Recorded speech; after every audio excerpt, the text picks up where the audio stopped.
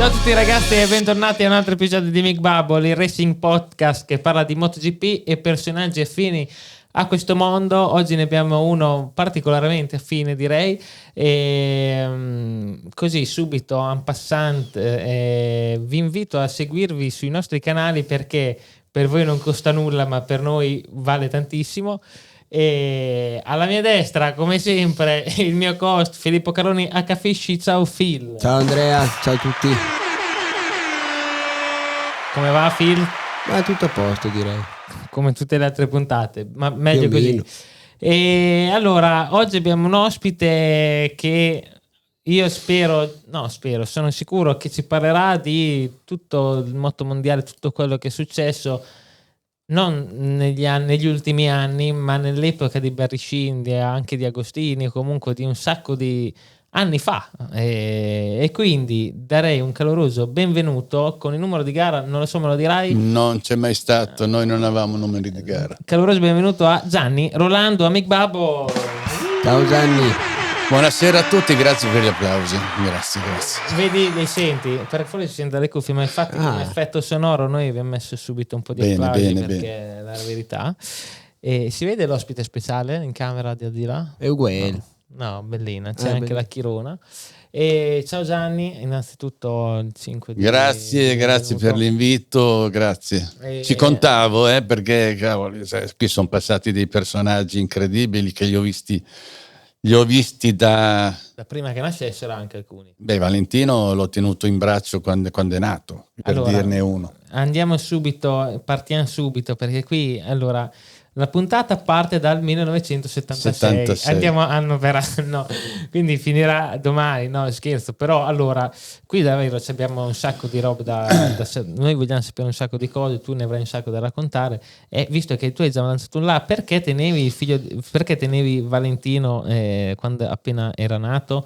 Perché immagino che eri appunto anche con Graziano. Raccontaci subito, vai. Allora, io e Graziano corravamo assieme, abbiamo fatto dal 77 fino all'84 abbiamo corso assieme, cioè facevamo il mondiale assieme, poi si usciva, si facevano i viaggi e tutte queste cose qui, quindi quando Stefania ha messo al mondo a Valentino eravamo a Misano sulla torretta di una volta così, e c'era Valentino appena nato, piccolino, allora avrà avuto, che ne so, una settimana, no? Una roba del genere. Qui. Sì, lei lo portava nelle corse così fin da piccolo, e quindi l'ho visto crescere, perché poi sai, con gli anni rimanendo nelle corse lo vedevo quando faceva campionati minori e quant'altro. Ma scusa una cosa, ma racconta subito com'era.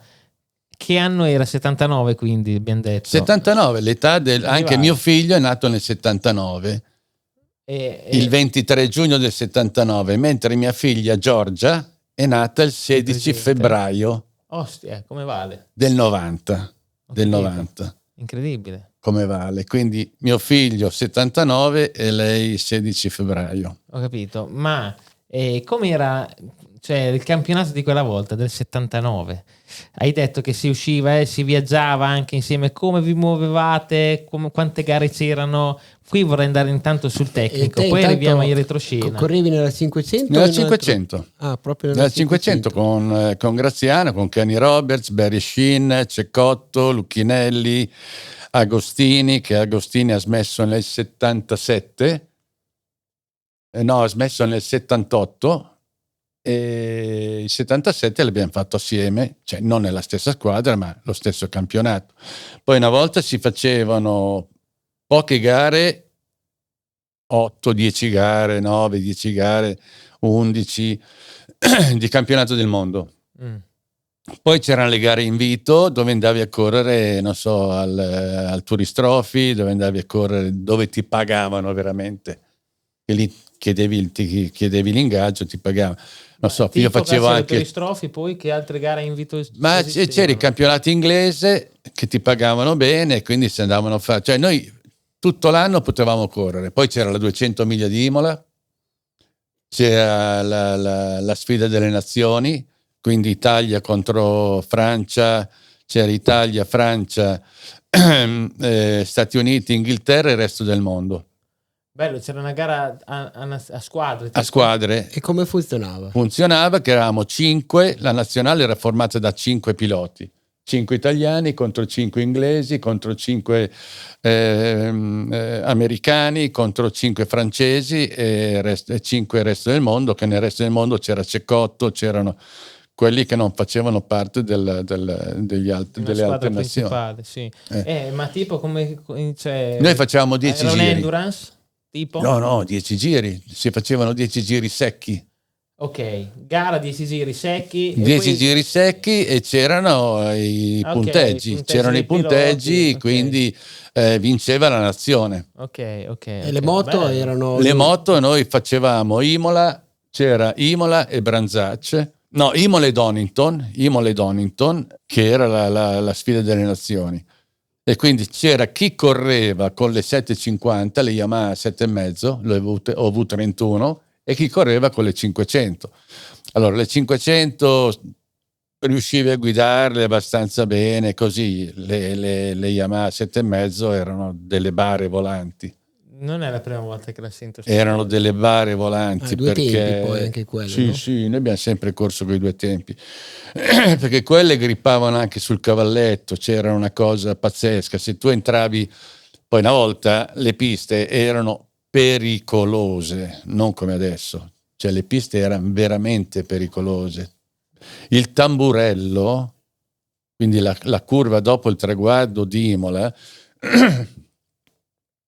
uscivi dalla variante bassa, facevi tutto il rettilineo e poi c'era il tamburello dove si è ammazzato il povero Senna. E quando si è ammazzato Senna c'era già dello spazio, avevano allargato già la pista. Quando lo facevamo noi era ancora più stretto.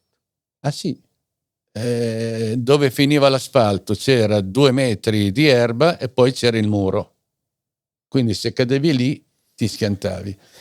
Però e lì lo facevi. Però dai, le tute invece erano belle Frizzanti, erano proprio te le mettevi addosso. Beh, una volta pensavi che fossero il massimo e poi con gli anni abbiamo visto che quelli lì sono dei pigiami di pelle in pratica. Sì. Quindi c'era quel punto lì che era pericolosissimo perché lo facevi di quinta, cioè allora arrivavi di sesta piena, scalavi la quinta, ti buttavi dentro di quinta piena, tenevi tutto il cordulo sulla sinistra, appena eri nel cordulo mettevi la sesta per poi arrivare alla Tosa.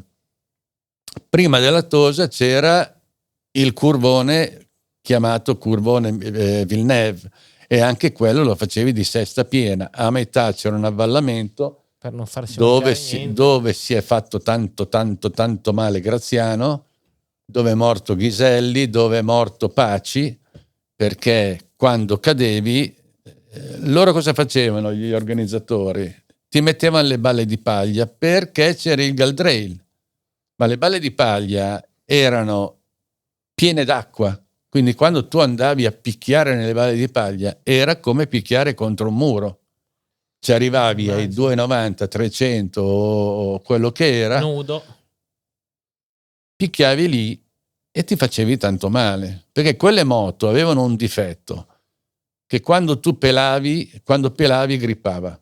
Quindi tu dovevi essere deciso, entrare nel curvone, tenere sempre aperto, perché appena poi sentivi il motore, non è come adesso che fanno anche gli ultimi 2 tempi scalavano la marcia per poter prendere velocità, invece noi facevano dai 10 ai 12.000 giri.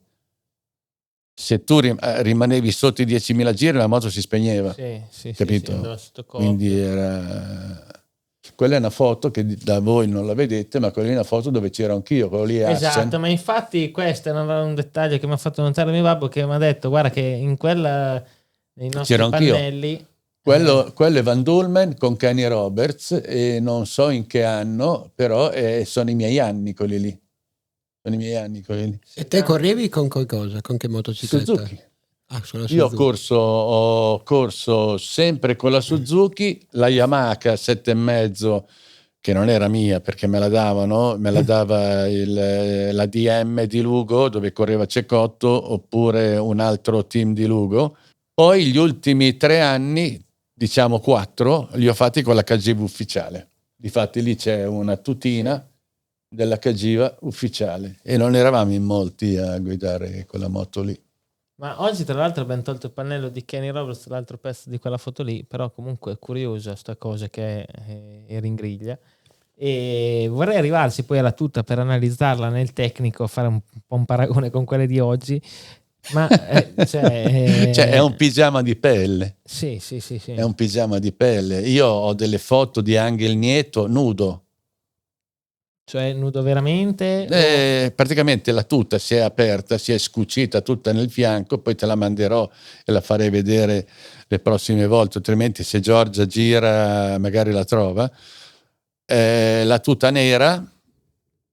Perché lui correva sempre con la tuta nera? Cioè, no, quindi vuol dire che era ancora... Prima degli sponsor. No, la tuta è diventata colorata quando si andava a fare le corse negli Stati Uniti, le 200 miglia, quelle gare lì, che loro volevano le tute. Allora Walter Villa è stato il primo a prendere una tuta nera e pitturarla di bianco. Okay. Poi le case costruttrici, perché non c'erano ancora la Dainese, cioè Dainese, quelli lì non c'erano, c'erano degli artigiani che ti facevano le tute, capito? Okay. Tanto era solo pelle, quindi era solo pelle, quindi andavi da uno che cuciva la pelle e ti cuciva la pelle, no? Ti prendeva le misure. Dopo sono arrivati io ho iniziato con Dainese nel 76, 77 ero Speed Mode, che era un'altra azienda. 78 ho iniziato con Lino Dainese. Ok, anche lì il rapporto di Lino Dainese è un personaggio unico. Parliamone. Allora, Lino Dainese, io ho avuto la fortuna, io sono una persona fortunatissima perché con Lino ci siamo sempre dati del tu, mi ha aiutato, mi ha sponsorizzato, mi ha pagato. Cioè non era facile prendere dei soldi, specialmente per uno come me che non ha mai vinto un mondiale, non ha mai vinto un campionato italiano, non ha mai vinto niente, però lui mi pagava perché gli piacevo. E noi andavamo nel suo ufficio, Molveno, non mi ricordo. A Molvena.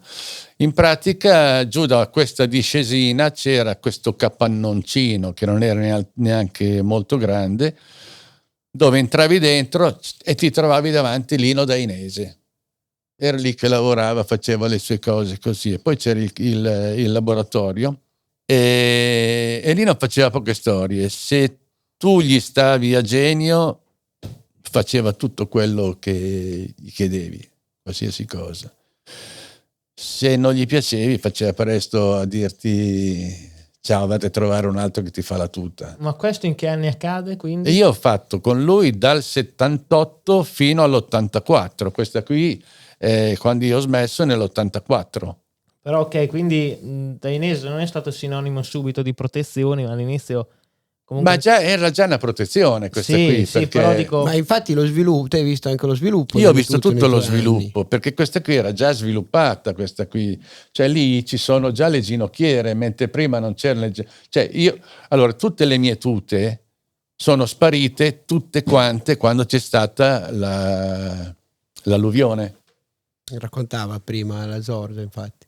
E avevo le mie tute di tutti gli anni che le avevo date a mio nipote perché io, dove sono io, non avevo spazio. Lui le ha messe nel suo garage. Quando è arrivata l'alluvione ha portato via le coppe, ha portato via i caschi, ha portato via tutto quanto e lei è riuscita, questa si è salvata perché era a casa di mia figlia, compreso il casco, altrimenti non avevo, cioè io ho perso completamente tutto. E da lì si vede tutta l'evoluzione, perché si vede quando lui ha inventato gli slider che erano di cuoio, mentre prima noi cioè era pantalone così, l'outfit, gli stivali erano questi? Questi qui sono da cross. Ok, cioè sì, immaginavo, però questi qui posso mettere il piedino sopra, si vedono? Devi. Questi, dopo facciamo un grande... Questi qui me li ha regalati, poi ricordami cosa stavo dicendo perché io perdo la memoria. Sì. Questi che me li ha regalati Gabriele, che sono fuori, Gabriele dell'Alpinestar. Ok. Su questi che sono fuori produzione da 10 anni. Ok.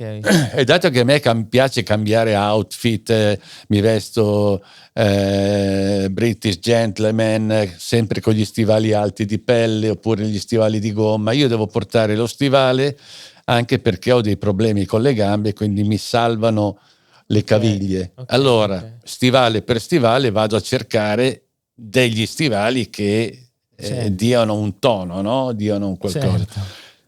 Questi qui fanno parte dell'abbigliamento Cafe Racer. Ok. Quando io ho detto a Gabriele, guarda Gabriele, io vorrei tanto avere un paio di stivali che voi non li avete più in produzione, prova a guardare se ci sono nei capannoni così. Lui ha chiamato il magazzino e ha detto che ce n'erano 2 o 3 paia e è riuscito a darmi questi qui. Allora spero di averlo convinto di metterli di nuovo in produzione per quelli che hanno le moto Cafe Racer, che ti vesti in modo così, ti metti tiratino, il giubbotto di pelle, ti metti il barbur, cioè devi essere tirato, no? Devi essere tirato con lo stivale fighetto. Grande, hai capito? Eravamo arrivati alla Dainese che niente, avevi visto lo sviluppo, comunque le tue tutte già avevano il posto per gli slide. Perché? Ma poi infatti te quando hai iniziato a correre si toccava malapena i ginocchi. Allora, nel 78, nel 76 assolutamente non si toccava il ginocchio per terra, anche per via delle gomme. Non potevi, non potevi. Erano diverse. C'erano le gomme praticamente a pera. Se tu provavi a mettere fuori il ginocchio ti sbilanciavi e non c'è. Nel 77, da metà stagione in poi del 77, abbiamo dovuto cominciare a toccare col ginocchio perché le gomme ti permettevano avevano tolto la gomma davanti che era una PZ2, quindi era scolpita, e avevano messo lo slick. Con lo slick davanti, lo slick dietro, allora riuscivi a avere quell'angolatura, quel modo di buttarti dentro, ma non in tutte le curve. Assen toccavi perché Assen è un pochettino sopraelevata, quindi ti buttavi giù, toccavi. E allora cosa facevi? Le prime volte toccavi per terra e quando finiva la gara avevi il buco, cioè ti usciva il sangue, e tu quando correvi dovevi stare tirare su. Allora dopo prendevamo le visiere o altrimenti i barattoli del Castrol, si pulivano bene, si ritagliavano e si mettevano qui con il nastro americano e allora avevi la protezione qui laterale. Da questa evoluzione qui delle visiere o del Castrol, Lino ha avuto l'intuizione, perché noi dovevamo sempre cambiare, togliere, cambiare, e lui vedeva che noi quando buttavamo via l'usato, vedeva che rimaneva per terra questa cosa qua con il nastro adesivo. Allora diceva, devo fare in modo di fare un qualcosa in cuoio. Infatti fece questi slider di cuoio che venivano messi con dei laccettini e attaccati con il velcro. Dopo, quando finivi quello, lui te ne dava degli altri. E poi ha fatto, lì non si vede più perché si sono consumati, aveva fatto quelli con le borchiette, con dei buchi che usciva della plastica, veniva fuori, però faceva un rumoraccio. Cioè, quando toccavi per terra faceva un gran rumore che era fastidioso. E io e tutti quanti noi ci mettevamo sopra lo stesso il nastro adesivo perché scivolavi meglio. Allora dopo lui ha fatto l'evoluzione con altri metodi, quindi lui nel giro di 10 anni ha cambiato completamente il modo di fare. Anche, non so, c'erano dei piloti tipo Anton Mang, tanto per dirne una, campione del mondo delle 2,5, 3,5 con la Kawasaki, che lui voleva la tuta qui davanti cortissima. Per stare in carena. Cioè lui non voleva le pieghe qui. Sì. Quindi quando lui stava in piedi, era gobbo, completamente gobbo, perché qui davanti era corta così. Poi magari un pilota voleva una manica diversa. Qui per esempio ci sono già, se non sbaglio, sì, le maniche, non me lo ricordo più. C'era la manica intera di pelle e poi hanno fatto la manica, come si chiama, di tela. Di Kevlar, tipo? Di tela, cioè quella elastica. Sì. Ah, il Kevlar? No, che Kevlar? Quello lì non si chiama, no. Sarà tipo nylon. Comunque. È tipo nylon, cosa vuoi Kevlar? Il Kevlar? No, non so le vostre. So che noi avevamo un problema che da noi si gonfiavano i muscoli da matti, gli avambracci diventavano enormi e quindi molte volte a metà gara, 3/4 di gara, avevi il braccio sinistro, perché noi dovevamo sempre usare la frizione o il freno. Non potevi cambiare senza frizione, quindi pam pam pam pam pam pam pam pam pam, e facevi delle braccia così. Quindi il nostro allenamento era solo per le braccia. Ma infatti ci si allenava quella volta, vi allenavate? Cioè c'era della preparazione? No, non ci allenavamo. Nessuno? L'unico Virginio Ferrari sì, lui era un bodybuilder, cioè lui faceva attività fisica. Cioè lui voleva l'addominale scolpito, i pettorali, queste cose qua. Noi facevamo solo esclusivamente gli avambracci. Per fare gli avambracci prendevamo un peso. No, con gli avambracci magari ti mettevi così nel letto. Prendevamo un peso con una corda, un bastone, poi arrotolavi il bastone e il peso, sì, e lo srotolavi piano piano. Srotolavi, allora lì facevi gli avambracci, perché non c'era bisogno di fare altre cose. Esatto, quindi c'era solo gli avambracci, diciamo, come parte fisica coinvolta. La parte sì, perché anche se spingevi con le gambe per fare le curve e tutto il resto, non era la fatica fisica, certo, che avete voi adesso. Cioè, una volta la vera fatica fisica era l'avambraccio, perché dovevi usare per forza la frizione. Quando mettevi le marce dovevi usare la frizione, quando dovevi scalare dovevi usare la frizione, quindi tu facevi 25 giri, sempre fare così, no? Sì. Ed era dura la frizione da tirare. La frizione era durissima. Poi dovevi farlo veloce. Infatti poi un altro focus che mi è venuto in mente così, off topic, voi facevate anche la partenza a spinta. A spinta era una figata. E anche lì bisognava essere, c'era chi era più bravo. Io ero un genio della partenza a spinta. Ero proprio, guarda, se penso alla mia partenza a spinta, perché arrivavamo sulla linea di partenza, moto spente, e c'erano i 30 secondi. Quando noi eravamo a Imola, a Assen, Spa-Francorchamps, qualsiasi pista di quelle un po' grandi, che c'erano 300.000 persone, non scherzo, 300.000 persone sono tante. Tante, anche solo a Misano facevano 200.000 persone, anche solo nel campionato italiano venivano tutti, perché il campionato italiano veniva Kenny Roberts, veniva Cecotto, venivano tutti quanti. 30 secondi non volava una mosca, cioè non sentivi assolutamente nulla, silenzio totale, no? Sì, perché poi con le moto spente. Silenzio totale. Io conoscevo tutti i vari movimenti del direttore di gara, perché ogni direttore di gara aveva un tic prima di abbassare la bandiera, no? Allora io sapevo quando lui abbassava la bandiera. La abbassava in quei 30 secondi, poteva abbassarli dopo un secondo? No, c'erano 29? I 30 secondi per la partenza, quindi tu stavi fermo con la moto di fianco, no?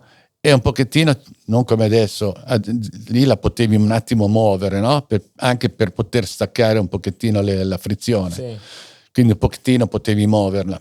30 secondi, poi nei 30 secondi poteva essere 28-25 secondi e lui abbassava la bandiera. E via, da lì in poi? Allora, quando io vedevo il direttore di gara che faceva il movimento per abbassare la bandiera, io ero già alla prima curva, cioè ero già là, che andavo via, no? Perché con le gambe lunghe facevo 2 passi, una spallata sul serbatoio, la moto partiva, moto dritta così, perché non c'era non c'era niente, quindi mettevi le marce schiacciando il freno posteriore, poi la buttavi giù e la curva, la brutta pela, la curva dopo il traguardo di Misano che si girava così. Ma sì, l'anti-wheelie direi che non c'era. Ma partiva sempre o ogni tanto non partiva? Partiva sempre. Ma non è difficile spingere un motore No, così potente? no, e grosso? è una cosa bellissima, perché se lo sai fare è che loro adesso non si allenano più. Okay, voi Perché se loro si allenassero, riuscirebbero a far partire anche i quattro tempi. Ah, sì? Perché quando correvamo sì, noi, sì, ogni tanto se la fanno. Cioè, correvamo noi, ci fu un anno nel 79-80 così che arrivò la Honda 5 cilindri con e era pistone quattro ovali. tempi. Sì. E Katayama e Grant la mettevano in moto spinta.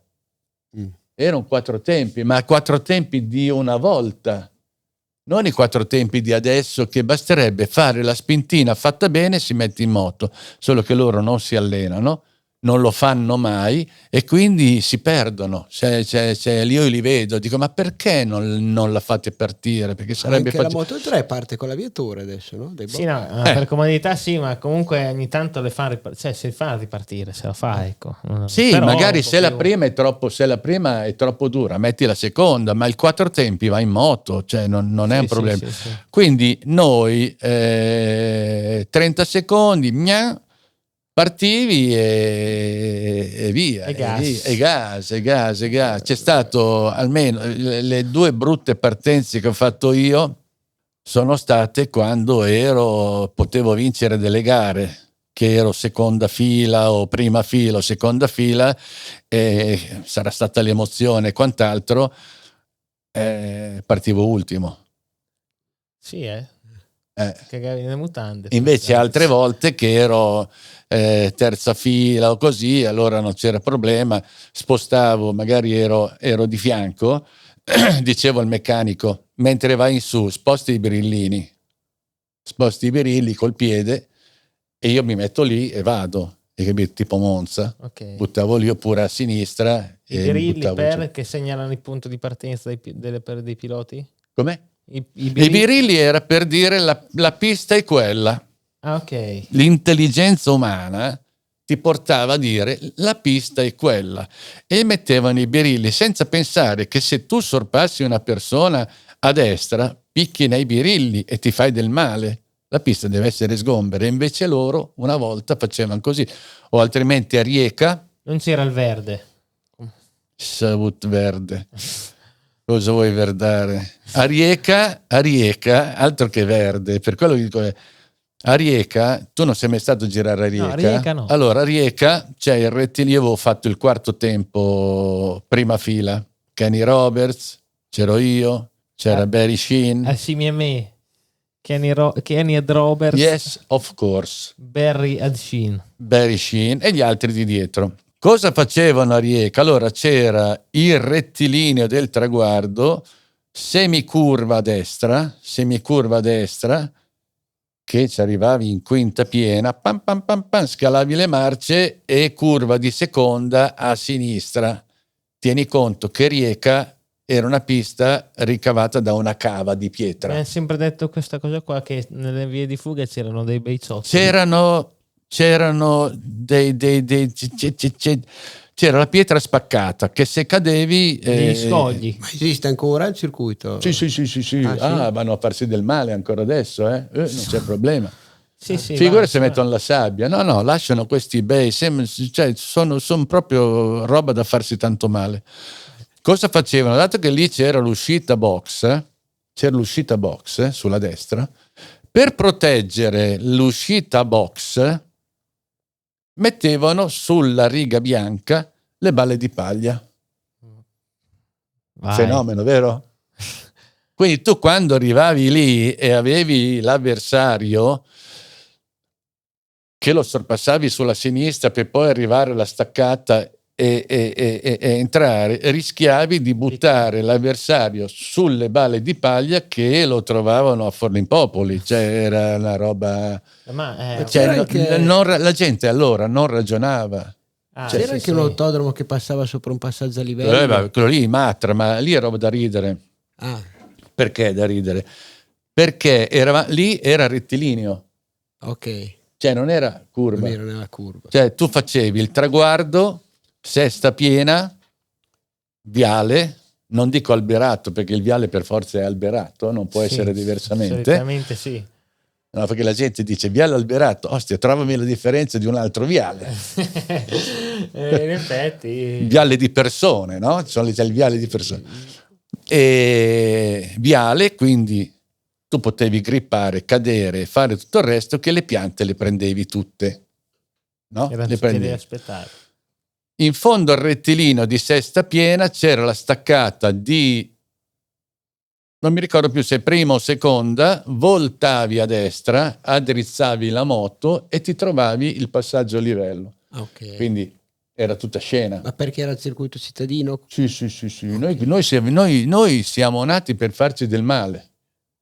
Noi corravamo solo per farci del male. E la gente si metteva, scusa, quando andavamo a correre a Spa-Francorchamps, dove la media era sopra i 200 all'ora. Non so se hai mai visto Spa-Francorchamps o il Nürburgring. Quello vero. Quello vero. Facevi 6 giri di pista. Sì, perché la pista era 22 20 chilometri. Sì. Cioè ti veniva voglia di prendere lo zaino con i panini, metterli dentro e andare così, no? Fermarti. Quindi 22 chilometri è anche difficile ricordarsi curva dopo curva, tutto il resto. Quindi, ma Nürburgring vecchio? L'avevi fatto?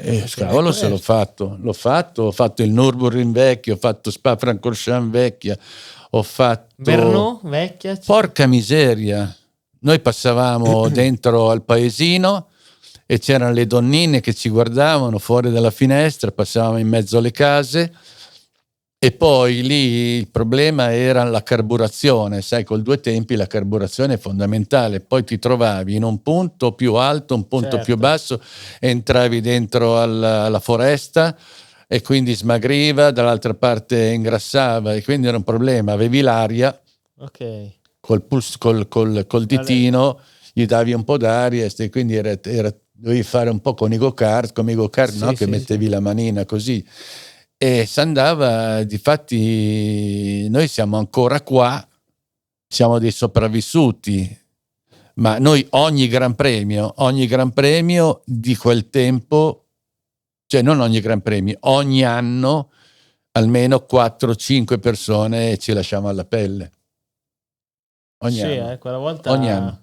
Ma eravate in polemica oppure... No, se vuoi correre devi correre così. L'unica volta che abbiamo fatto sciopero l'abbiamo fatto a Spa-Francorchamps, che abbiamo fatto sciopero a Spa-Francorchamps perché avevano rifatto l'asfalto.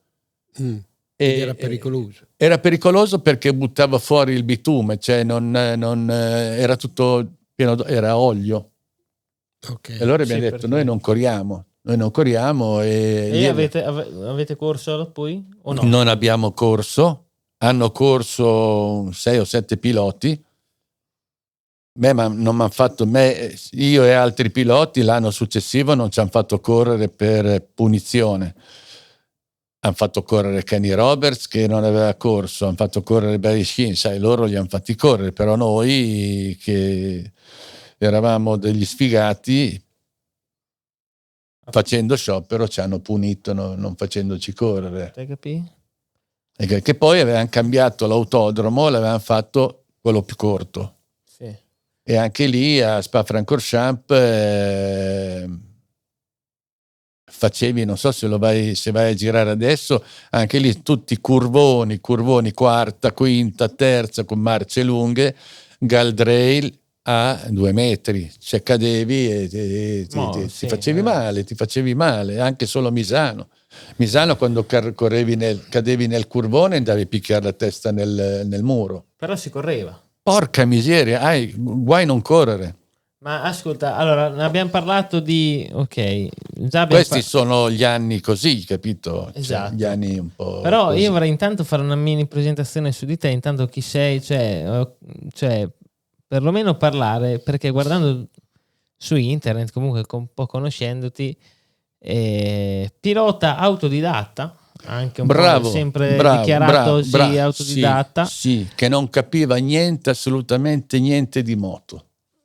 Cioè, neanche ma come è appassionato? partita sta cosa? Cioè, come si partiva una volta a diventare piloti di moto? Allora, vorrei capire un po'. Io facevo musica.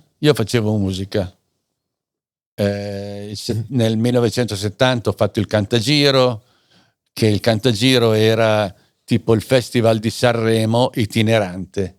Okay. Si partiva da Pugno Chiuso nel Gargano e si arrivava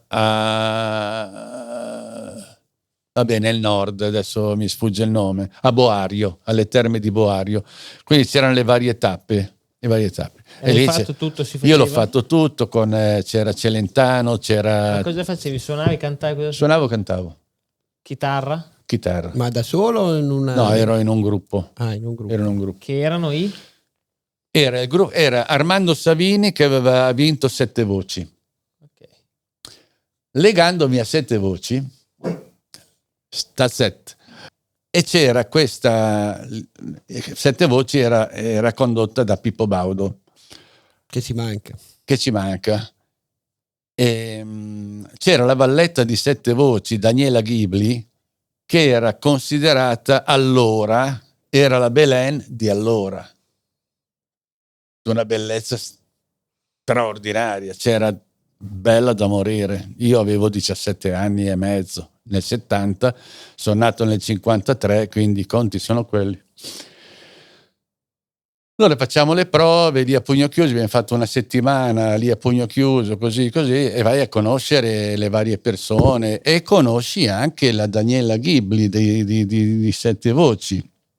E io avevo un bungalow dove c'era il mio gruppo. Dormivamo in un bungalow di questo villaggio vacanze.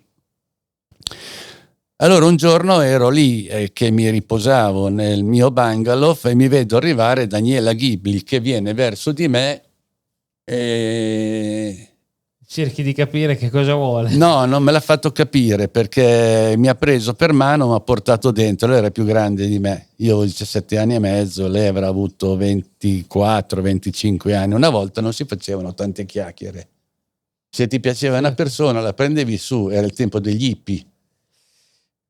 hippie, no? Non c'era ciao come stai bene, andiamo a prendere un caffè, andiamo a mangiare, no.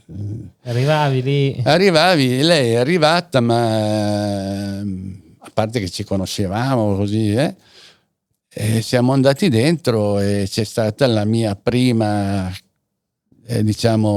donna dello spettacolo, la Daniela Ghibli, e poi da lì non ho perso la volontà di stare con le donne dello spettacolo. Ecco, infatti perché la prima a questo delle punto... donne dello spettacolo. Perché dopo, rimanendo nello spettacolo, lì c'era Renato Zero, che siamo diventati amici, compagnia bella. Nel gruppo di Renato Zero c'era Loredana Bertè e compagnia bella, e mi sono trovato dopo nel 77, quindi 7 anni dopo, a rincontrarmi con Loredana per un servizio fotografico di un fotografo. Ok. Io ero andato dal parrucchiere delle dive che si chiamava Rolando, poverino, è morto, si chiamava come me, Rolando, lui di nome, io di cognome, e dice andiamo lì che dobbiamo fare un servizio fotografico e c'è anche Loredana.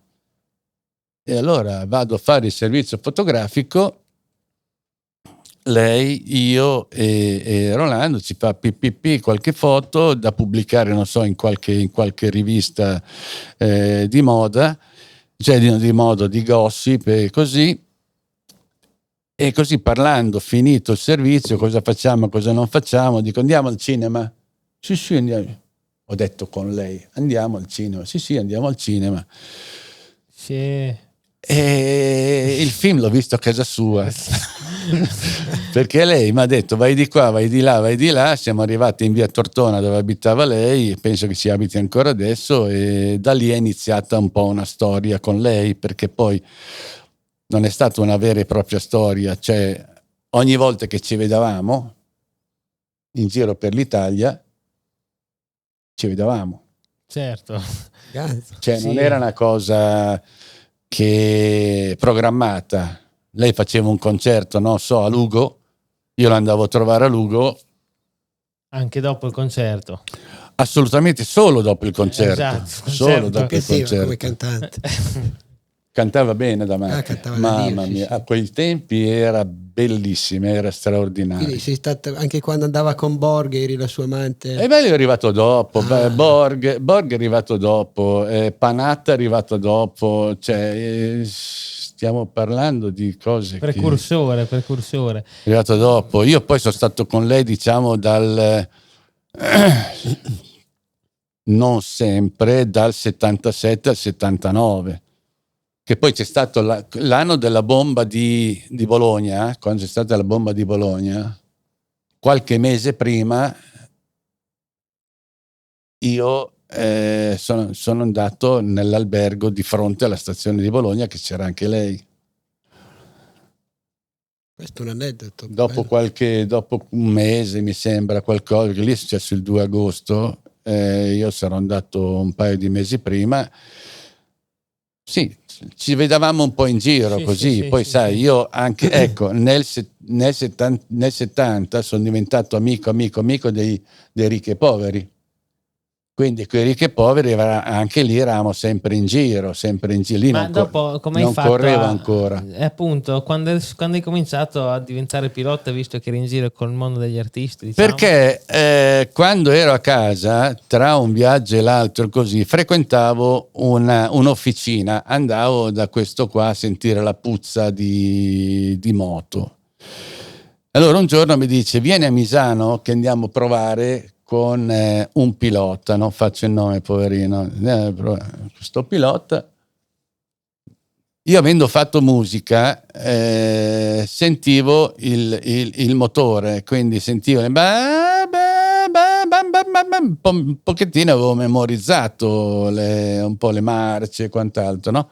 Allora quando lui ha finito di girare mi hanno detto: vuoi fare qualche giro con la moto? Dico: porca miseria, però non ho né tuta né casco, non ho niente. Mai presa una moto? Mai presa, io avevo un Ciao, cioè no, era un Garelli verde. Non manco ti piace, cioè non è che eri particolarmente appassionato. Ma non sapevo neanche, cioè no, sì, mi piaceva vedere le moto sulle riviste così, ma non pensavo mai di correre in moto così, perché avevo altre cose per la testa.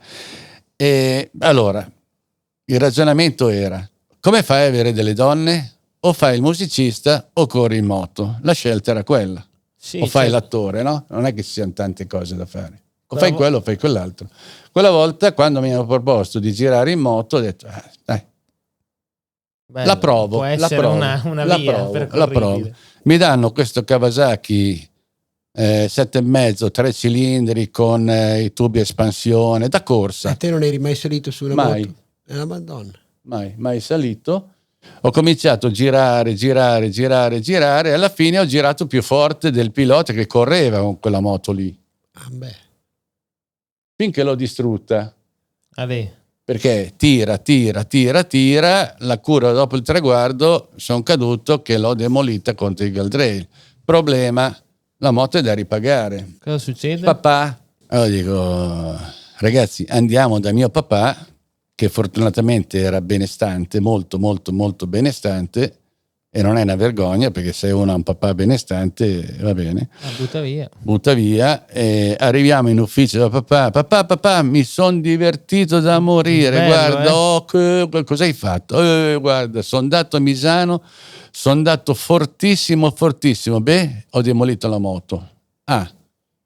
Allora, sapendo come ero fatto io, lui ha detto: è meglio che gli pago la moto che ha distrutto, e visto che i meccanici dicevano: guarda, questo qui è andato più forte del pilota, proviamo a farlo correre e a vedere se qualcosa salta fuori. E allora siamo andati a Torino a prendere alla Sayad una Suzuki 500 bimota. Ho fatto terzo nel campionato, che ero primo fino all'ultima gara, poi ho rotto l'ammortizzatore, quindi ho fatto terzo nel campionato. Che campionato era? Campionato junior. Ok. Italiano? Italiano. Una volta facevi una volta c'era campionato italiano junior e poi campionato italiano senior. Non tutti quelli che facevano senior potevano andare nel mondiale. Non tutti. E chi ci poteva andare? Chi aveva i soldi? Ok. Perché era... o avevi, cioè soldi, non soldi personali, che aveva gli sponsor. E poi dovevi andare un pochettino forte. Innanzitutto dovevi fare almeno terzo nel campionato italiano. Io, avendo fatto terzo nel campionato italiano, avevo l'autorizzazione dalla federazione per fare il campionato. E da lì alla prima gara che abbiamo fatto nel 77 in Venezuela, a San Carlos, 55 gradi all'ombra, un caldo incredibile, mai visto San Carlos, mai visto niente, così ero fino all'ultimo giro ottavo. Tu pensa che una volta ci trovavamo, allora quando c'erano le prove arrivavano 50-60 piloti, perché poi c'era quelli che volevano fare il mondiale, poi c'erano i locali che avevano le loro Suzuki, le loro Yamaha, magari il 351, Yamaha 350 maggiorata, okay. E quindi potevano partecipare alla gara. Se mi allontano mi sentite? Sì. E quindi ci presentavamo in 60, 55-60 e ne prendevano 30-35 alle qualifiche. Quindi facevi le qualifiche per entrare nei 30-35 e poi facevi le qualifiche per la gara. Che comunque dovevi rispettare il 107. Su 60 ne prendevano 35. Mm-hmm. E di questi 35 partivano tutti? I 35 partivano tutti. Okay. Ma quindi ogni gara del mondiale era così? Sì. Ok. Ogni gara del mondiale c'erano 60 piloti che si presentavano. La metà tornava a casa, non prendeva neanche un centesimo. Ascolta, ma lì i box, i team, come si organizzava? Com'era Allora, noi una squadra? Noi avevamo un 238 oppure un Saviem, dipendeva dal team dove correvo io. Cosa sono i 238 il Savien, il furgone? No. Sì. Ok. Il 238 è la metà di quel bancone lì, cioè era un furgoncino della Fiat 238, era grande come il divano, dove ci stava una moto, qualche pezzo di ricambio e così. Io avevo 2 moto e giravi il mondo, cioè tutta l'Europa col 238. Poi c'erano i team ufficiali che magari avevano il bilico, però anche il bilico non è roba di adesso, cioè era un daily, era un furgone lungo. Il camion dei gelati San Montana, hai presente? Okay, sì, il massimo del massimo era quello lì.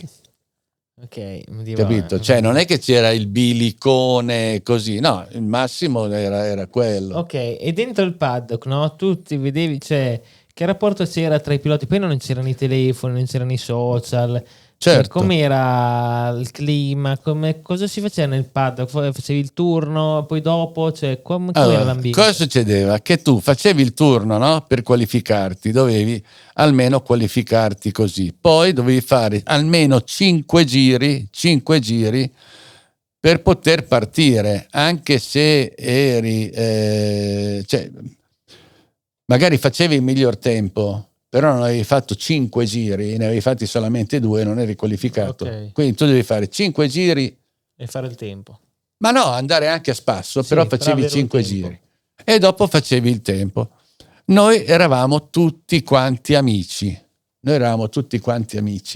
Quindi ma piloti, gente che conoscevi una volta che eri entrato in una categoria o che conoscevi anche da prima? No, io non li ho mai conosciuti i piloti. Sì, sai, quando inizi a correre che fai le trasferte, noi partivamo per esempio in Venezuela con il volo charter, eravamo tutti noi piloti, e allora fai presto, c'era Agostini, c'era Barry Sheen, Kenny Roberts, cioè eravamo tutti assieme, poi dormivamo dentro il paddock, altro che albergo, cioè in certi posti andavi in albergo, ma si dormiva dentro il paddock. Nei camper?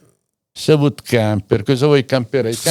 Ma i camper sono arrivati tipo tardi. Dormivi dentro, toglievi le moto e dormivi dentro al furgone. O nel box? Neanche. No, il box faceva freddo, dipende. Cioè, eravamo dei selvaggi, eravamo proprio quando chiamavano Continental Circus, eravamo degli zingari che giravano. Poi sai cos'è? Fai la prima gara, cos'era il bello? Che quando finivano le gare ci si andava a sbronzare. Tutti insieme nel paddock? Tutti insieme. Si andava nel pub dentro il circuito, oppure fuori, quelli che facevano già il mondiale prima, conoscevano i vari pub, allora andiamoci, e io mi accodavo loro, stavo con loro, quindi dopo si beveva. Io poi sono sempre stato un po' astemio, quindi già il fatto di bere un gin tonic e mezzo era come se avessi bevuto una bottiglia di Macallan, cioè ero fuori come un balcone. E quindi vedevi gente che invece si beveva dei litri, che Kenny Roberts quando finiva il Gran Premio lo portavano via a pelle di leopardo. Era finito. Allora a quel punto riesci a avere dei rapporti. Eravamo tutti amici, perché poi la pelle ce la giocavamo tutti. C'era rispetto, però. C'era rispetto, c'era presa in giro, c'era tutto. C'era quel deficiente di Mamola che quando tu correvi, lui ti arrivava di dietro e ti prendeva il tubo di scarico. Tu eri lì bello impegnato in rettilineo, prendeva il tubo di scarico, te lo muoveva così, tu dici cazzo, ho bucato.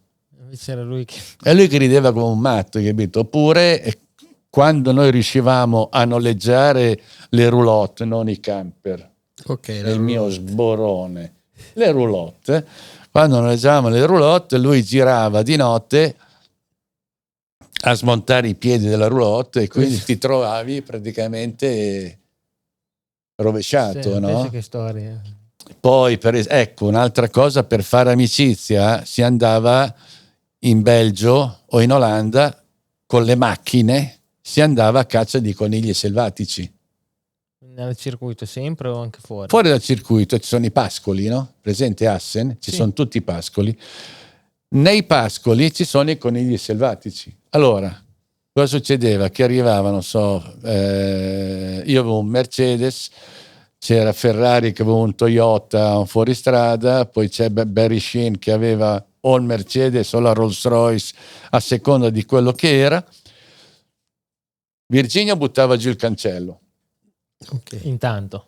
Tanto per cominciare. Buttava giù il cancello, perché sai, scendere dalla macchina, aprire, tanto era chiuso, lo tirava giù. Poi una macchina stava al centro, una macchina stava all'esterno, a destra, l'altra a sinistra. I conigli partivano e noi dovevamo prenderli con la coppa dell'olio. Un'attività ludica. Con la coppa dell'olio. Finito, pim pam pom, pim pam pam pom pom, andavi a raccogliere i conigli, poi li portavi al paddock che le donne li scuoiavano e si mangiavano. Lo fate ancora? Che cavolo. Ogni tanto, no? No, negli ultimi anni non l'ho visto fare. Noi facciamo roba del genere. Spa-Francorchamps c'era per esempio un allevamento di pesci, c'era un centro ittico, no? Di trote. Vi dovevate guadagnare anche da mangiare, quindi E il nostro divertimento era quello di andare dentro, tagliare le reti e poi 2 o 3 di là, 2 o 3 di qua, si andava nelle vasche, mettevi la rete dentro e poi tiravi fuori. Sai quante ne tiravi fuori di salmoni, e facevate le grigliate. Facevamo delle gran grigliate. Allora a quel punto era appunto per dire, facendo tutte queste tagliate, cagate, e non potevi non essere amico di uno, dell'altro, perché eravamo complici. E si usciva la sera, a parte, tutte le sere, comunque che si tutte faceva, le sere chi erano quelli che facevano più damati, non so, ci racconta. Tutte le sere si usciva, si sapeva dove andare e si andava in discoteca, vabbè, sai, capitava che eri a Donington e allora andavi dentro a Donington e sapevamo che gli inglesi si portavano sempre dietro le donne o quant'altro, si ubriacavano come dei cavalli selvatici, le donne uguali, solo che quando tu trovavi la donna che era ubriaca, la portavi fuori E? gli davi un po' nella schiena e il marito era dentro che beveva con gli altri, felice e contento. Ostia. Sì, era felicissimo perché beveva, loro bevevano e noi andavamo lì, guardavamo quelli che erano chiaramente da non approfittarsene un po' troppo, hai capito?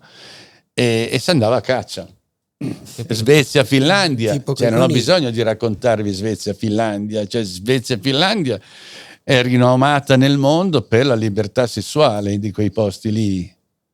Mi ricordo di una, non sai niente, vabbè, mi ricordo di una che c'era un fotografo italiano che era venuto su con il camper e allora noi eravamo nella piazza centrale in Svezia, in Svezia, e c'erano tutte queste ragazze che giravano ne incontro una e andiamo e siamo andati sul tetto del camper. Ripeto, non si stava lì tanto a discutere, poi loro venivano a vedere i Gran Premi, io pilota, io corridore, io Passepartout. Avevi il pass, capito? E ricordo che ero lì con lei e gli ho chiesto come ti chiami? Lei, Surku. Dico, tuo papà si chiama Maria? Come si chiama? Surku, mi è rimasto impresso appunto il suo nome. Come dico, c'era questa cosa che poi si riportava anche in Italia, quando noi eravamo a casa dai Gran Premi, c'erano i vari piloti che venivano in trasferte in Romagna, tipo Angel Nieto, che che prima ne parlavamo, che Nieto correva per la Minarelli di Bologna ed ogni tanto partiva da Bologna e veniva a casa mia, suonava il campanello, Gianni, vamos a follar, dico, cazzo, insomma è mezzanotte, cosa vuoi andare vamos a follar. E niente, io conoscevo le varie discoteche. Domandati perché Lucchinelli, che è uno spezzino, è venuto a abitare in Romagna. Ok, c'è un motivo, no? Eccolo qua, hai capito? Eccolo qua. Grande. Ma Angel era un fenomeno, perché vabbè, ricordo una volta che eravamo a casa sua a Madrid, lui abitava nella zona dei ricchi di Madrid, tipo l'Olgiata di Roma, per dire, no? Dove quando arrivi c'è il guardiano con la sbarra e compagnia bella, non puoi entrare se non sei lì dentro. Allora andiamo a casa di Nieto che aveva portato qualche sua amica, eravamo io e Lucchinelli e Nieto. Cinema, facciamo un gran cinema, lui aveva la piscina interna, piscina esterna, bevuto, fatto, brigato, tutto il resto e al mattino mi trovo sdraiato, come dico, io non tenevo l'alcol, quindi bastava 2 gocce e ero già fuori. Mi trovo sdraiato a bordo piscina, no? Allora mi sento battere sulla spalla. Tipo Una notte da leoni. Sì, bravo. Sento battere sulla spalla, apro un occhio, vedo un paio di ciabattine, di sandali. Donde sta Angel? Non lo so. Donde sta Angel? Cazzo, tiro sugli occhi. Era re Juan Carlos, il re di Spagna. E allora dico, sai, dentro, non so dov'è, cazzo, ti trovi il re davanti, così, no? Tu ti aspettavi qualcuno, insomma. Era vicino di casa, c'era una siepe che divideva casa sua con quella di Nieto. Loro erano amici, fraterni, capito? Sì. Lui è anche appassionato di motori, Carlos, tra l'altro. Aveva 2 passioni. e sento lui che comincia a dire Hagel, brilla il canuto, brilla il canuto, brilla il canuto, brilla il canuto. Cosa vuol dire? Brilla il canuto. Brilla il canuto. Questa magari la tagliamo, però questa fa parte della perché tanto ma sì, ma chi se ne frega, salutiamo il re di Spagna. Questo è vero, forse è vero per il re, non so, ma tanto no, io vedo, questa è, come dico, una volta c'era veramente la vita. Ma io invece ho un'altra curiosità, a livello di, cioè, chi erano i più sboroni erano Barry Sheen, con i quali magari hai legato anche, guarda, i più sboroni in generale, più sborone Barry Sheen, perché assolutamente, perché lui parlava francese, a parte l'inglese, francese, l'italiano e lo spagnolo, quindi lui aveva dialogo con tutti quanti, cioè non lasciava gli altri, erano tutti protagonisti con lui, no? Quindi aveva il dialogo con tutti quanti, cioè se magari Kenny Roberts è simpatico, però se non parli inglese non riesci a legare, capisci? Invece lui, parlando tutte queste lingue, poi lui era un personaggio che ti coinvolgeva. Io andavo a casa sua in Inghilterra, stupendo, andavo a casa sua che era vicino all'aeroporto di Gatwick, e lui aveva l'elicottero e era capace, come è successo, di prendere l'elicottero e dire andiamo a trovare un mio amico. Partivi con l'elicottero e ti trovavi a casa di George Harrison. Cioè non hai capito lui, perché era molto famoso lui in Inghilterra. Madonna, cioè Barry Sheen è stato membro dell'impero britannico, decorato, hai capito? Quindi era immensamente famoso, era come Valentino in Italia, cioè sì, ma Barry Sheen poi è uno di quelli, era un mito un mito, è stato un mito incredibile, appunto perché parlando, poi non ti lasciava fuori, cioè portarti a casa di George Harrison, uno poteva dire ma perché devo portare Gianni Rolando a casa di George Harrison? Si arrangia, cioè no? Ti consideravano amico. Perché lo devo fare? Invece no? lui ti coinvolgeva. Invece lui ti coinvolgeva, ti prendeva su, andiamo a prendiamo l'elicottero e andiamo a trovare quello lì. Poi ti trovavi Eric Clapton, ti trovavi queste persone qua.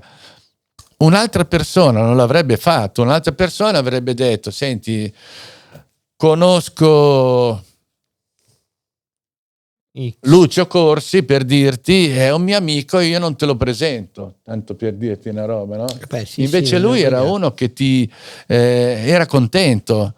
Un'altra volta eravamo in giro per Londra e lui voleva prendere un paio di stivali quelli western, no? Con la punta quadrata.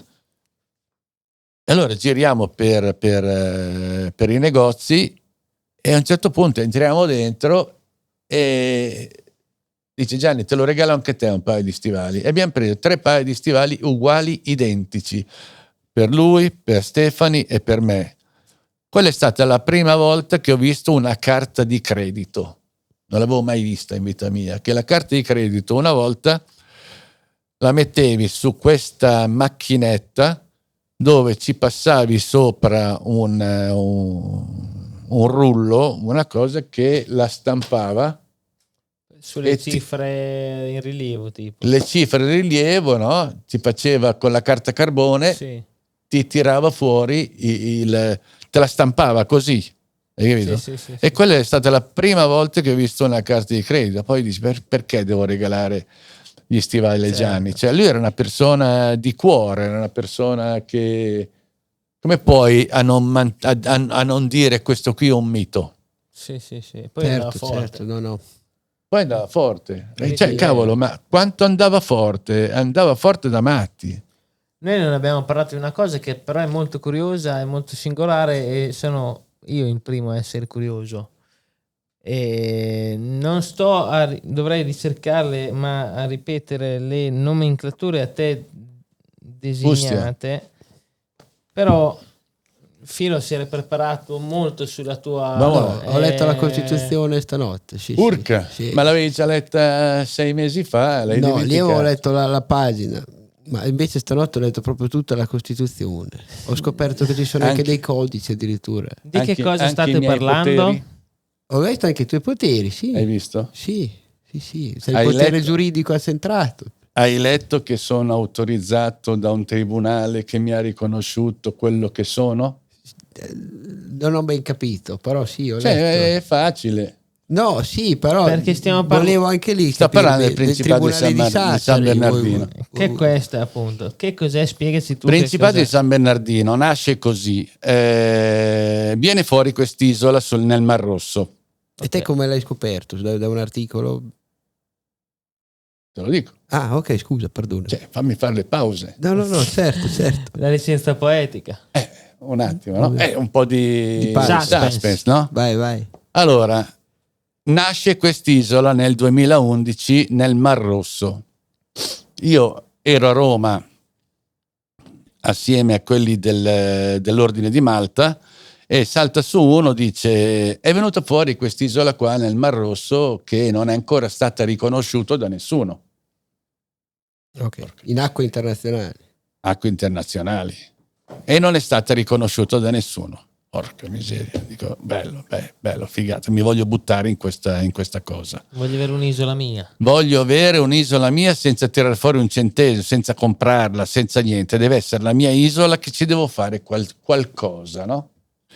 Allora mi metto a girare per cercare un avvocato, un notaio che facesse quello che volevo io, quindi rivendicarmi l'isola e chiedere l'indipendenza dell'isola. Queste sono le due chiavi che dopo nessuno ti può dire nulla, perché vicino a me nell'isola c'è lo Yemen e l'Eritrea, io sono nel mezzo.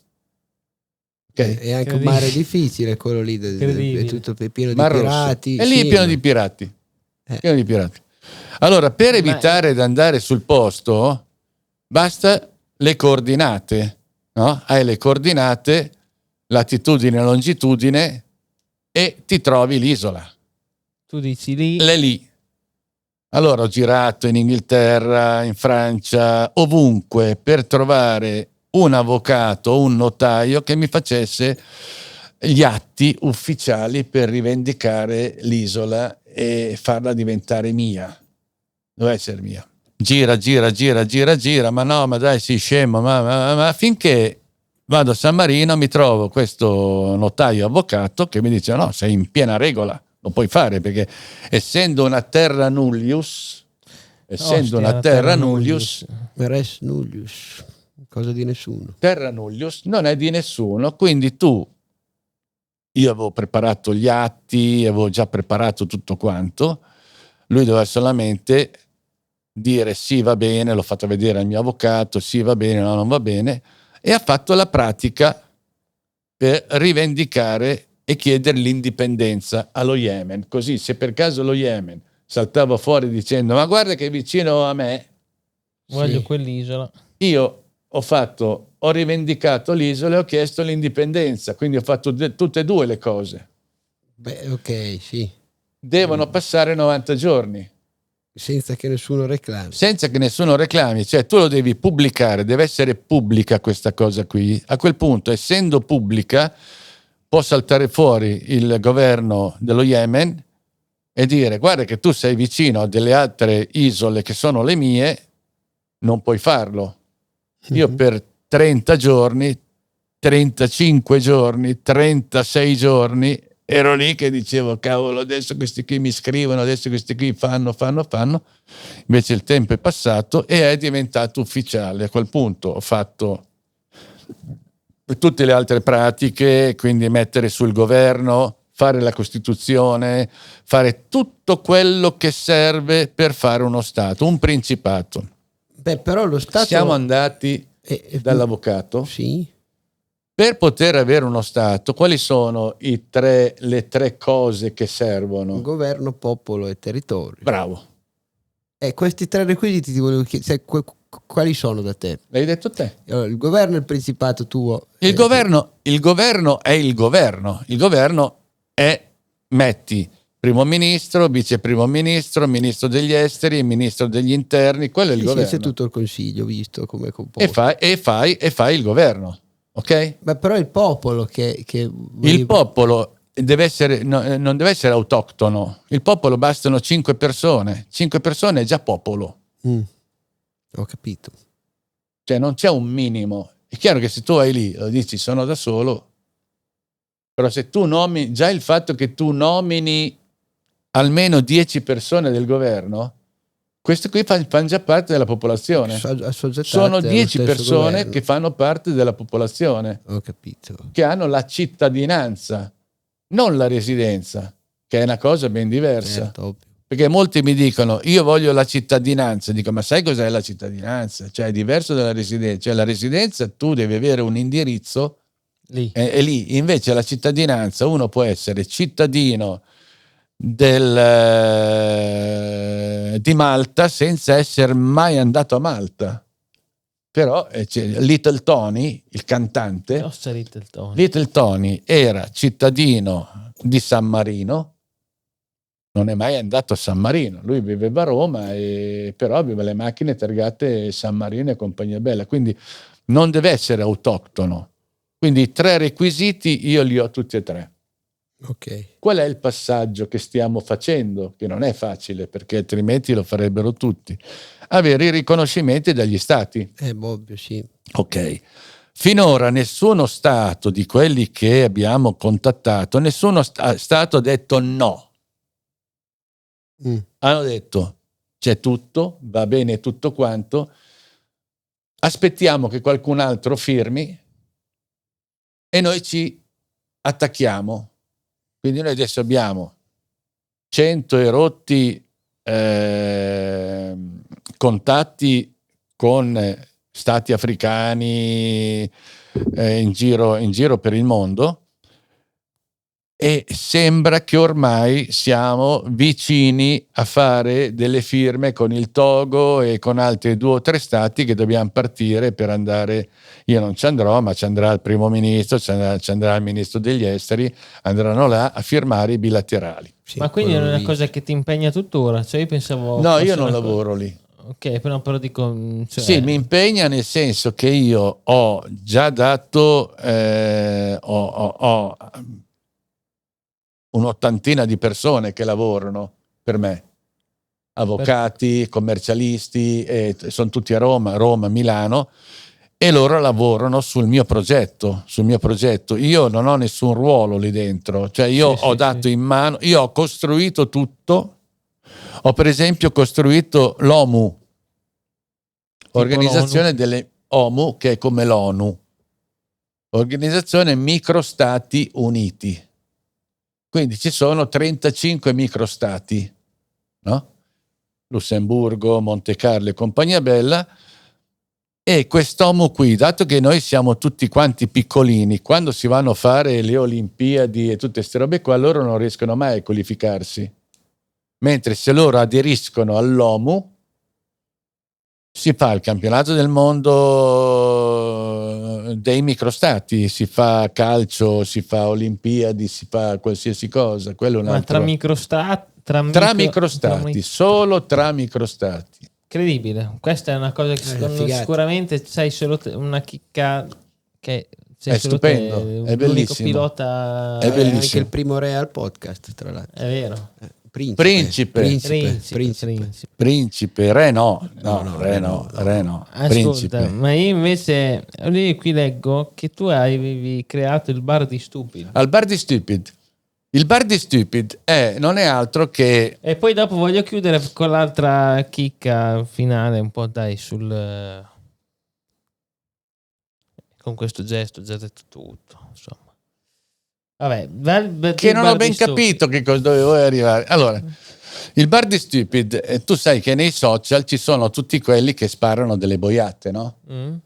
Allora, una volta esisteva il bar di Stupid a Monza, dei fratelli Brambilla, dove ci andavano i fratelli Brambilla e i Bonera, tutti questi personaggi qua, che era chiamato il bar di Stupid perché loro erano capaci di fare delle stupidaggini tipo fare Monza-Milano tutto in retromarcia, robe del genere, oppure fondere un motore, fare delle stupidaggini così. Allora era il bar di Stupid.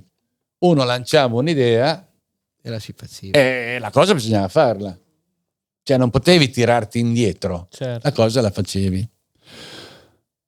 Nel mio caso il bar di Stupid sono quelli che si reputano intelligenti sui social, non sanno nulla e sparano delle boiate, no? Dicono delle gran stupidaggini. Allora gli dico, ma scusa un attimo, se io che sono da 50 anni dentro al mondo delle corse, sto una settimana senza frequentare il paddock, ok?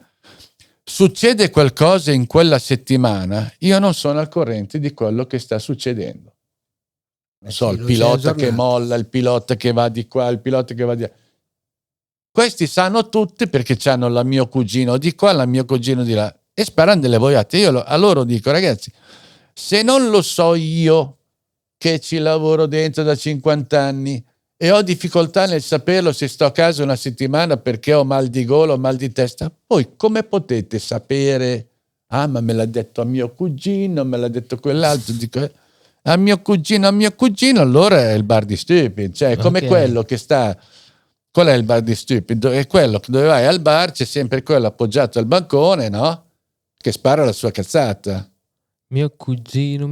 A mio cugino, tutti hanno la mio cugino che lavora in Ducati. Ok. Tutti. Un sacco di cugini. Ah, miseria. Tutti quanti sapevano che il telaio della Ducati conteneva la benzina. Allora io dico, ma porca miseria.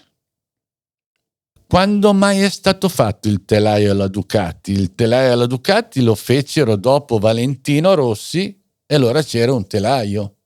Ma prima non c'è mai stato un telaio nella Ducati. No, è molto importante il motore. Era il motore portante, c'era un triangolino davanti e il poggiasella. O sì, sbaglio? Sì. Forsellone. Ok. Quanta benzina ci poteva stare in quei 2 tubi messi lì per poter avere tutta la benzina in più da poter erogare tutta la potenza del motore Ducati? Quindi, no, ma io lo so perché c'è mio cugino che lavora in Ducati, me l'ha detto lui. Dico, ma scusa, dove lo versano? Come fanno? Lo fanno con la siringhina che ci mettono la benzina dentro, capisci? Cioè, quindi ho creato il bar di Stupid. Ho capito, evidenziare tutti gli evidenziare perché io poi cosa facevo?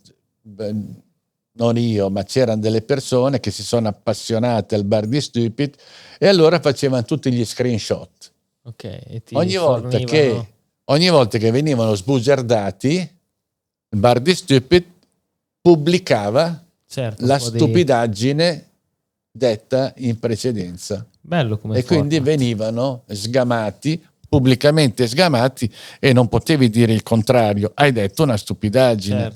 Hai detto una stupidaggine.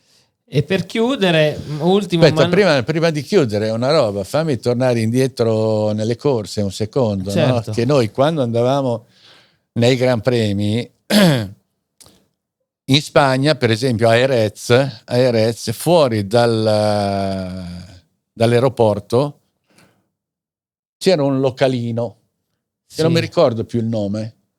Il Don Tico.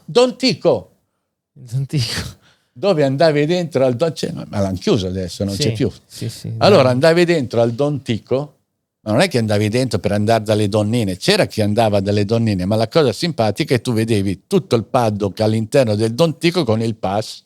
Sì, era un paddock. È vero? Sì. Perché era particolare come locale? Sì, perché c'erano le signorine con il perizoma, con il reggiseno, e quindi non è che avevano caldo. Okay. Hai capito? E allora c'era chi andava per poter frequentare le signorine allegre e c'era invece chi andava lì a bersi, a sentire un po' di musica, a stare in compagnia e compagnia bella. Quando poi si andava in Repubblica Ceca, figuriamoci, Repubblica Ceca, andavamo in giro per questi locali qua, ma anche lì non era necessario. Io non sono mai andato con una prostituta, lo dico, lo ammetto, lo giuro, mai, perché non è cioè non mi sono mai divertito. Però c'erano quelli che lo facevano. Noi andavamo in questi locali qua per star lì seduti nei divani, ascoltare un po' di musica bella, così vedi passare le belle ragazze e compagnia bella. In Brasile, a Copacabana, c'era l'Help. Hai sentito parlare dell'Help? Sì, chi ci fu, insomma, tutto sto L'Help era...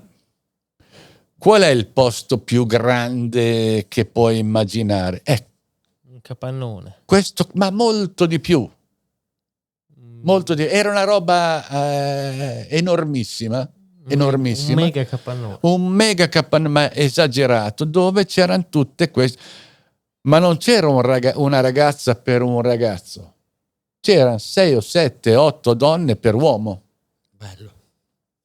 E anche lì, paddock pieno. Cioè tu vedevi che a quei tempi alle 5, le 6 di sera il paddock si svuotava, no? Via, questa è la famosa... Sì. Si svuotava e li trovavi tutti quanti lì dentro, no?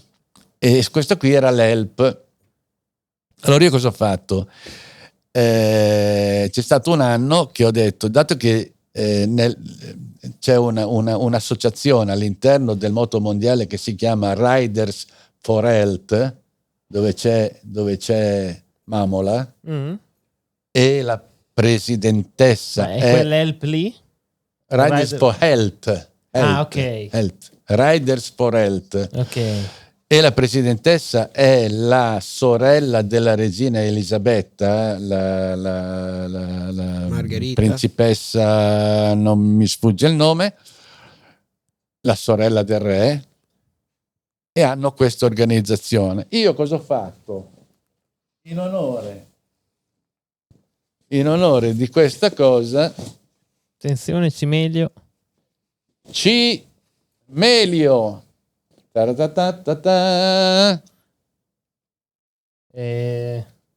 potrebbe mettere un suono. Allegria. Ossa. Riders for Help. Ok? Ecco, infatti. Cosa succede? Che c'era da fare i numeri di dietro. Questo ce l'ha anche Valentino. Cioè, ho fatto le magliette per tutti i piloti della 500 di allora, quindi Valentino, Gibernau e compagnia bella. Anni? 2003? L'anno dell'ultimo, penso l'ultimo, no, a me non me lo ricordo mica più, sai. Tu te lo ricordi, Giorgia? Non me lo ricordo più. 2000, non mi ricordo più. E dietro, dato che non si sapeva cosa fare, no? Ci ho messo il numero, nel mio caso, dato che io non avevo il numero, ho messo il 7, ma con scritto centimetri. Quindi ognuno... Quindi Valentino, per esempio, aveva il 46 centimetri. C'è una bella figura, insomma. Cioè, per giocare su sta cosa abbiamo fatto Riders for Help con il numero dietro, hai capito? Una cosa carina che tutti quanti giravano con sta maglietta qua. Grande. Poi ho una maglietta di magliette, anche quella che hai regalato a Lucio Corsi di Barry. Figata, eh? Sì. Quella era di Barry Sheen. Quella lì di Barry Sheen, che io, come dico, andavo spesso a dormire a casa sua, che lui abitava appunto lì vicino a Gatwick, e lui molte volte veniva a casa mia, cioè ci scambiavamo le cose per dire l'amicizia, cioè nessuno se la tirava, hai capito? Nessuno se la tirava. E una sera ero lì a casa sua perché dovevo correre a Branzaccia, campionato inglese, e allora avevo finito le magliettine bianche, no? E lui si tira via la sua, dice usa questa, e me l'ha data e me la sono tenuta. Cazzo, non è che lui l'ha presa nel cassetto, no? Era la sua. E visto e considerato che l'ho tenuta per 40 anni, non so quant'è, dentro a un cassetto, e lasciarla lì era un peccato. Quando ho scoperto che Lucio era così appassionato di moto, ho detto chi non meglio di lui deve avere questo regalo qua. Difatti mi ha ripagato perché lo ha portato per un anno intero, Sì. ha fatto tutti i concerti sì. con la maglietta. Io mai me l'aspettavo, anche perché Una era seconda vita. No, anche perché era tutta rovinata, poverina. Cioè, non so se hai visto, veniva via tutto quanto. Dico, quando lui se l'è messo la prima volta, ho detto, sta a vedere che adesso si smonta, si sbriciola tutto. Invece ha tenuto tutto il campionato. Questa invece è una delle magliette che la voglio restituire a Aldo Drudi. Questa è una maglietta di Aldo Drudi e Ananas Fan, vedi? Ananas Fan. E con Aldo gli ho scritto, ho detto guarda, porterò la tua maglietta in trasmissione e le metto, me la devi firmare e poi me la devi dare, quindi gliela dovrai portare. Rimarrà qui in ostaggio fino a quando non tornerà Aldo. Ok, perché lui ha detto che questa qui era rarissima, nel senso che ne ha fatte pochissime. Ananas Fan, quindi era il pre-Drudi Performance? Credo di sì, vedi, Ananas Fan. Lui ha fatto questa roba qui, Ananas Fan, e non so come mai Ananas Fan. Allora questa qui ha detto che lui la vuole da mettere nel suo ufficio perché è un ricordo di quel tempo, capito? Anche bella, tra l'altro. È una figata. Una figata. Hai altri cimeli? Più che cimeli ho ciperi. Visto e considerato che io quando parlo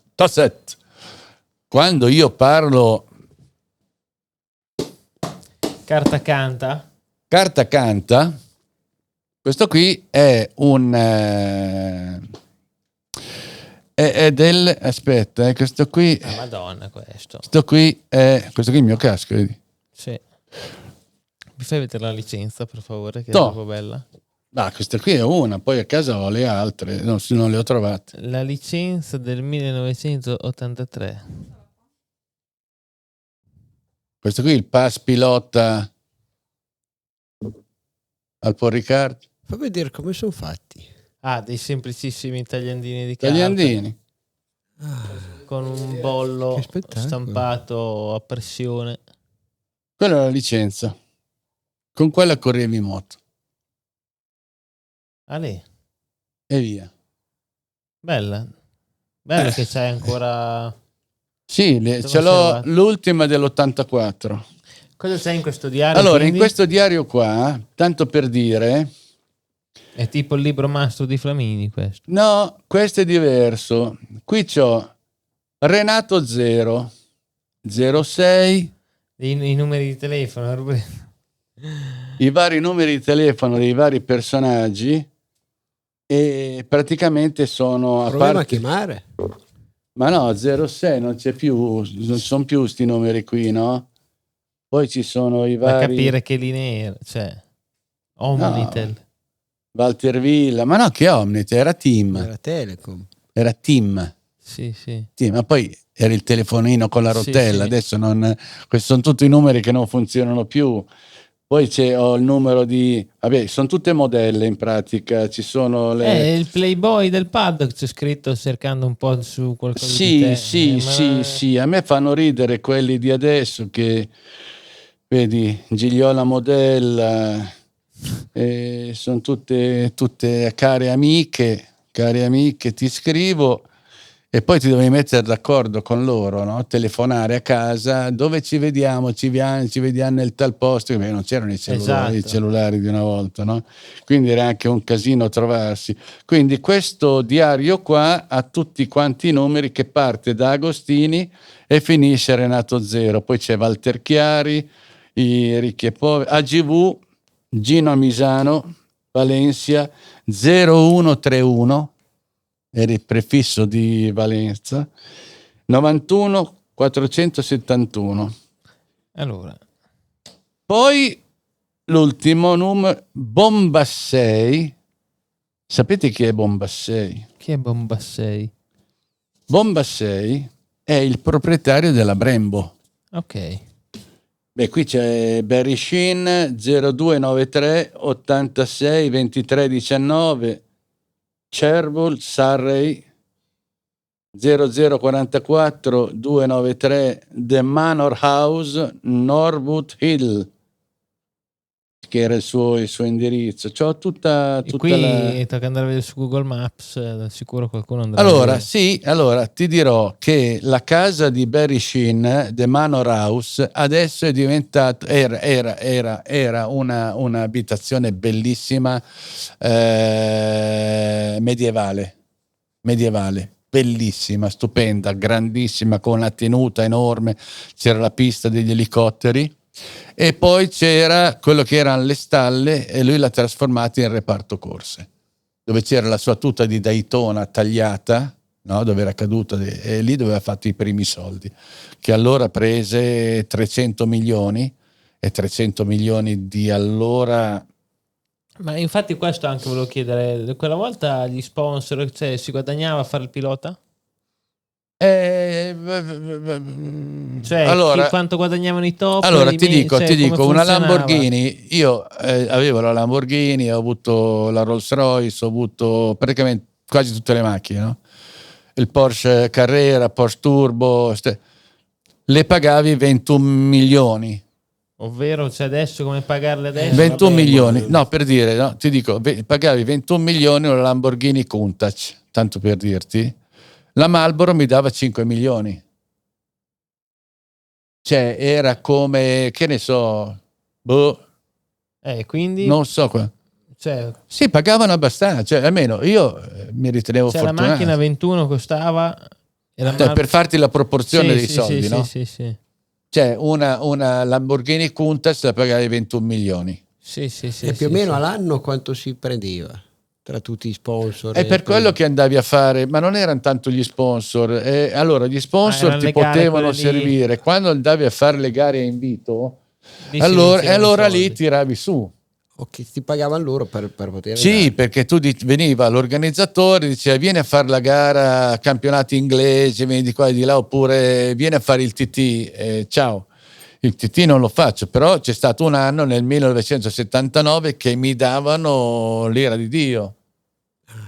Cioè, mi davano una fortuna. E io ho detto no, perché altrimenti mi rovino, capito?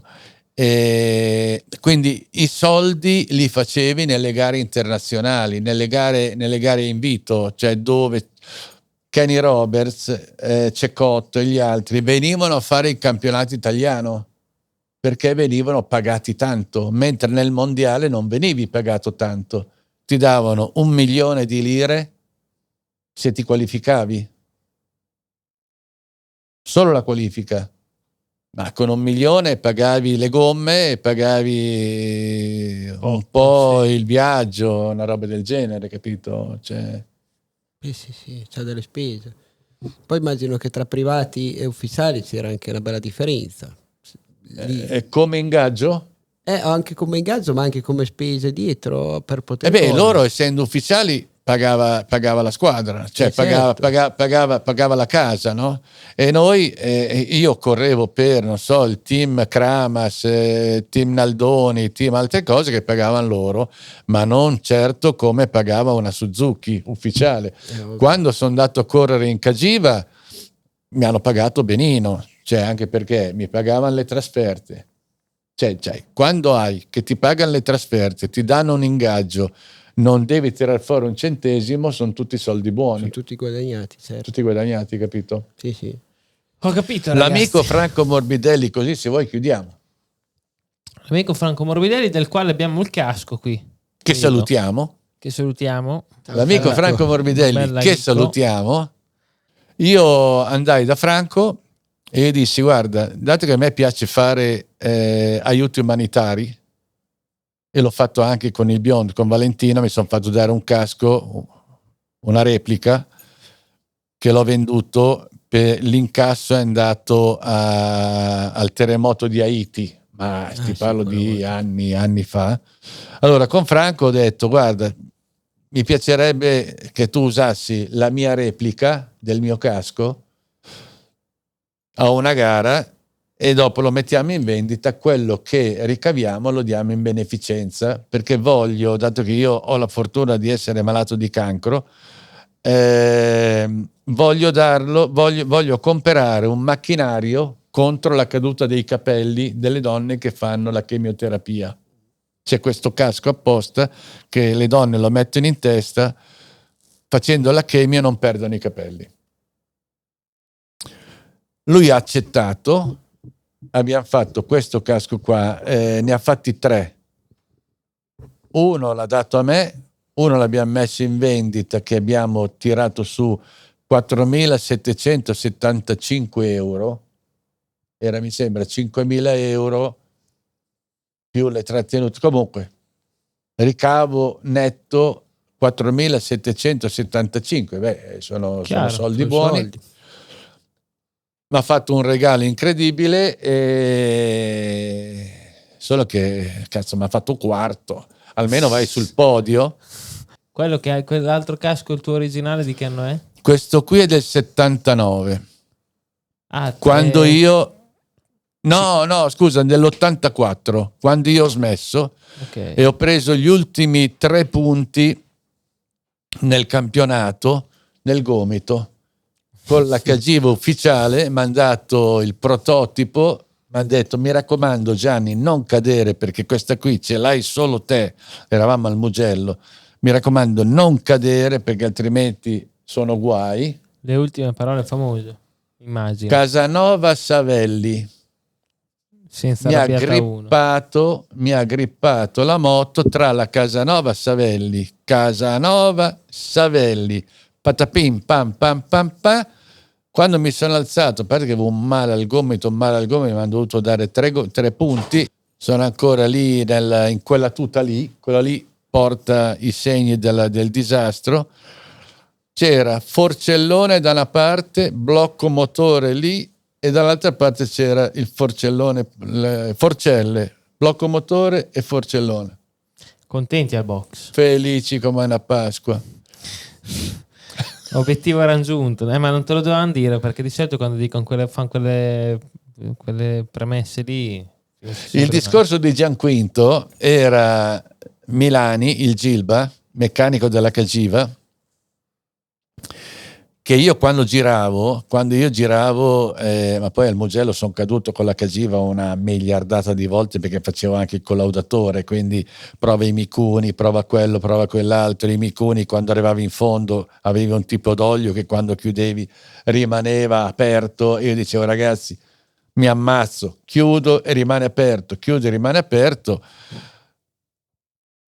Poi arrivo al Gianquinto, adesso chiudo il discorso dico, venite là, c'erano i tecnici giapponesi della Mikuni, dico, e c'era Nobby Clark, lo storico meccanico di Kenny Roberts. Venite là in fondo alla staccata del Mugello, venite là in fondo e sentite che io quando chiudo la moto rimane aperta, i carburatori rimangono aperti, mi ammazzo. Arrivano là, io giro, motore al massimo, tiro la frizione, frena, bim bim bim bim, finché non oltrepasso e vado a prendere il guardrail, perché il guardrail era molto vicino. Sono andato a finire in una vigna lì attorno, arrivano sti giapponesi, Rolando San, io ho aperto gli occhi e dico: ragazzi, se continua così divento San Rolando, quindi datevi una regolata. Il discorso di Gianquinto, quando andavamo a correre, proprio correre, durante le prove c'era il Gilba che era simpaticissimo, e io mi accorgevo quando facevo un brutto tempo, che il tempo non usciva, il tempo non riusciva a venirmi fuori. Io arrivavo parcheggiavo la moto, lui veniva di fianco a me e dice: allora Gianquinto? Dico: allora ho fatto un tempo di merda. Che quello lì era chiaro, guardavo, giravo male, allora dopo cambia di qui, cambia di là. E ritorniamo al discorso dell'autodidatta. Nessuno mi ha mai detto come funziona una moto da corsa, ho dovuto fare tutto da solo, non sapevo alzare le forcelle, abbassare le forcelle, non sapevo, io facevo la carburazione, dicevo com'erano i rapporti, un dente in più, un dente in meno, il resto nessuno me l'ha mai spiegato. Però ho fatto delle prime file nel mondiale, ho fatto terzo in Inghilterra con tutta quella famiglia lì, ho fatto prime file davanti a Agostini, ho fatto prime file, mi sono divertito. Poi in Inghilterra nel podio non ti avevano contestato? Mi avevano in Inghilterra, siamo andati sul podio, io, Lucchinelli e Newbold, perché pioveva. Io ho continuato la gara con una scolpita davanti e uno slick dietro. Roberts e Cecotto e altri sono fermati a cambiare le gomme e hanno messo le scolpite. Io invece ho continuato a girare come Lucchinelli. Roberts è stato fermo 2 giri per cambiare le gomme, perché non è che le cambiavi così. Perso una vita. È stato fermo 2 giri, però dopo cambiando le gomme è riuscito a recuperare. Mi ha sorpassato 2 volte, cioè mi ha sorpassato una volta che era il giro buono e mi ha sorpassato dopo il traguardo. Ok, quindi non si è sdoppiato. Quindi chi teneva il contagiri ha visto passare Roberts davanti a me, ma dopo il traguardo di Silverstone. Sì. Hai capito? Tutti i giornalisti in sala Silverstone era? Silverstone. Ok. Silverstone, quello vecchio. Che quando andavi piano facevi 200 all'ora. Cioè Silverstone vecchio. Non c'erano curve di prima, di seconda. Cioè la curva dopo il traguardo era di terza, per dire. Le altre erano tutte curve così. Tu parli con Scalera, parli con qualsiasi giornalista dei tempi che loro tenevano i contagiri a mano, loro ti diranno: no, Rolando ha fatto terzo, ha vinto la gara Lucchinelli, secondo Newbold, terzo Rolando, punto. Gli altri, e mi ha messo invece sesto, perché hanno calcolato male i tempi, però io sono arrivato terzo, punto. Dopo il resto... Difatti c'è una foto che siamo io e Barry Sheen giù dal podio, dove lui parla con i giornalisti dicendo: hanno fatto un gran casino perché io avevo la corona, avevo tutto il resto, mi hanno premiato, e poi hanno detto no, fuori. Torna Succede a casa che adesso. ogni tanto li vanno a riprendere dal podio e dicono: oh, guarda, abbiamo sbagliato. E poi i cronometraggi saranno stati anche diversi da oggi, si stima per cronometrare a mano. Passavi davanti, diceva 21, è passato questo, è passato quello, è passato quell'altro. Poi figurati, in un nubifragio. Sì. In un nubifragio, confusione. Il traguardo è qua, lui mi sorpassa qui e quindi secondo loro si era già sdoppiato, invece no. Ci sono i filmati che io a casa li ho a casa, dove vedo che Roberts mi sorpassa, ma dopo il traguardo. Certo. Ragazzi, io ho fatto terzo. Ce lo Abbiamo dimenticato qualcosa? No. Dal 76 in poi sarebbe ancora lunga da raccontare, ma noi abbiamo già fatto abbastanza. No, lasciamo la suspancia. La suspense per altri. Lasciamo la suspancia. Si è svegliata anche la Kira. E Gianni, noi ti ringraziamo. Io mi sono divertito. Abbiamo ancora. Ti sei divertito? Dio buono. Sono stato parlato troppo? No, ho detto cose che non dovevo dire. Ma sono tutte robe nuove. Nuove. Per me sono robe nuove. Giorgia mi ha detto: mi raccomando papà, quando vai là non venire a dire quello e quell'altro. Allora cosa vado là a fare? Infatti, invece era lì il trucco, il segreto. Ragazzi, succede Make Bubble, storia del motociclismo degli anni 70 con Gianni Rolando e non solo, abbiamo spaziato su tanti argomenti. Ci vediamo alla prossima puntata breve. Un abbraccio, succede Make Bubble, ciao a tutti. Ciao. Bellissimo, grazie. Grazie a te.